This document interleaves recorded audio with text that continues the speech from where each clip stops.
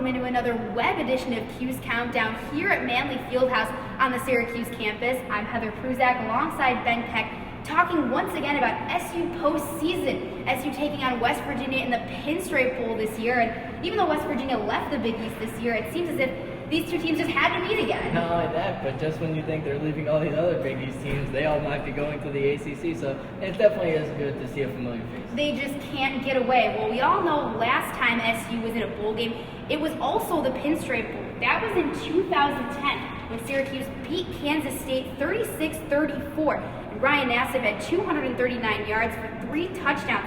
And we know one of his big targets this season has been the other senior, Alec Lemon. In that game, he only had 2 receptions for 20 yards, but this season we've seen the two of them really make an impact on this team.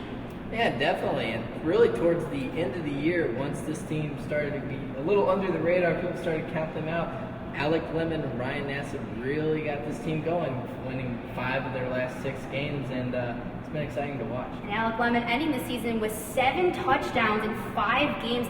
That really made the difference for SU getting to this Pinstripe Bowl again. Starting off the season, it looked a little bad start. Bleak to say the least. Bad start, but now they've really turned it around. Doug Marone and the rest of the coaching staff turning it around, getting this team to the Pinstripe Bowl.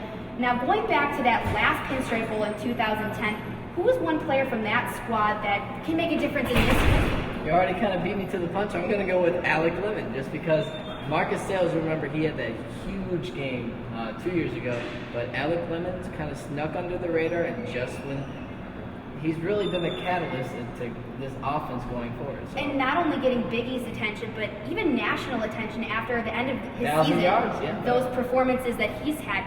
Now, who is one guy that didn't play in that Pinstripe Bowl in 2010 that can also help the Orange possibly get a win at the end of the month? I'm going to stay on offense and look at Jerome Smith. He was that was his redshirt year, but really I think the difference that you see, you always hear about Nassib and Lemon and Sales and how good the passing attack has been, but I think Jerome Smith has been a key part of this offense, and now that they've had a really significant running game, they can go to the passing game, but they don't have to rely on it, so I think that's been a huge difference. And you even go back to the UConn game this year, Jerome Smith wanting to get his first touchdown, and then he really broke out at the end of the season after he got that first one.